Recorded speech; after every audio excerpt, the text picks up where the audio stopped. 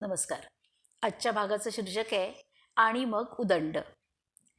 तोमोईमध्ये जेवणाची सुट्टी नेहमीच आनंदाची असायची, पण आता त्या आनंदात अजून एक भर पडली.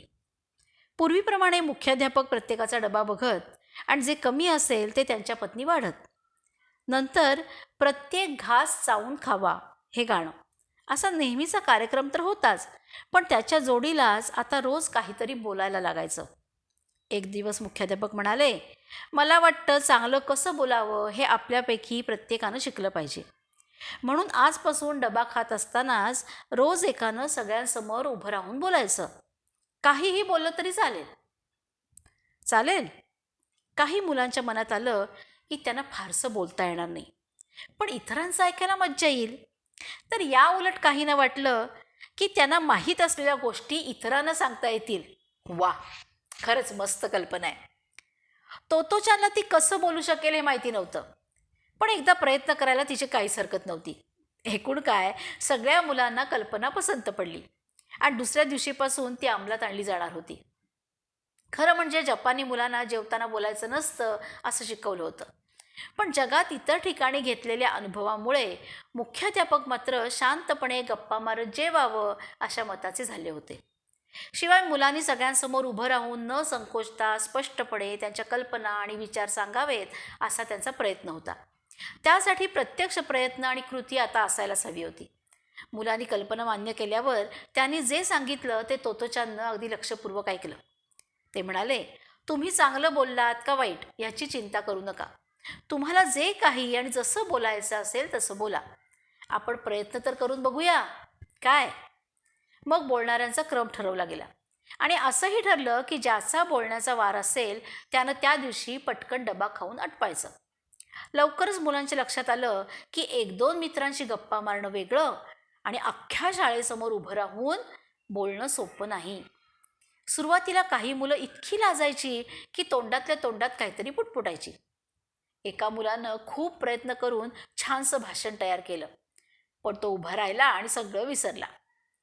बेडूक उड्या मारतात का किंवा का मारतात असा त्यानं भाषणाचा विषय 2-3 वेळा सांगितला आणि मग त्यानं सुरुवात केली. पाऊस पडायला लागला की, पण पुढचं काही त्याला आठवेना. अखेर एवढं बोलून मी माझं भाषण संपवतो असं म्हणून तो जागेवर जाऊन बसला. तोतोचानची वेळ अजून आली नव्हती, पण तिने ठरवलं होतं की तिची आवडती राजपुत्र आणि राजकन्याची गोष्ट सांगायची. खरं तर ती गोष्ट सगळ्यांना माहिती होती, पण तिनं कधी ती सांगायला सुरुवात केली की मुलं म्हणत, ती गोष्ट नको, आता कंटाळा आलाय तिचा. पण तरीही तोतोचान तीच गोष्ट सांगणार होती. ही नवी योजना छान पार पडत असताना एक दिवस एका मुलानं बोलायला साफ नकार दिला. माझ्याकडे सांगण्यासारखं काहीच नाही आहे, तो स्पष्ट म्हणाला. तोतोचानला फारच आश्चर्य वाटलं. मुख्याध्यापक त्याच्या बाकाजवळ गेले आणि म्हणाले, तुला खरंच काही सांगायचं नाही? खरंच नाही, त्यानं प्रामाणिकपणे सांगितलं. त्याला काय बोलावं हे खरं म्हणजे सुचत नव्हतं. चल, आपण तुला बोलण्यासारखं काहीतरी शोधूया, मुख्याध्यापक म्हणाले. शोधूया? त्याला धक्काच बसला. मुख्याध्यापकांनी त्याला सगळ्यांच्या समोर उभं केलं आणि ते त्याच्या जागेवर बसले. हां, आठव बरं, तू सकाळपासून काय काय केलंस? सांग, सकाळी उठल्यापासून शाळेत येईपर्यंत तू काय केलंस? त्यांनी विचारलं. मी ना, तो म्हणाला आणि विचार करायला लागला. छान, तू म्हणालास मी ना, पण तुला बोलता आलं. पुढे? मग मी उठलो, तो डोकं खाजत म्हणाला. सगळी मुलं मन लावून ऐकत होती. आणि मग मुख्याध्यापक हसतमुखानं त्याच्याकडे बघत होते. अरे वा, तू सकाळी उठलास हे सगळ्यांना छान समजलं. हे बघ, चांगलं बोलता येण्यासाठी लोकांना हसवायलाच पाहिजे असं नाही, किंवा खूप आवेशात बोललं पाहिजे असं सुद्धा नाही. सगळ्यात महत्त्वाची गोष्ट की तू म्हणत होतास की माझ्याकडे बोलण्यासारखं काहीच नाही, पण बघ सापडलं की नाही बोलण्यासारखं. मग तो अजून मोठ्यांदा म्हणाला, आणि आई, हां, ती म्हणाली दात घास, म्हणून मी दात घासले.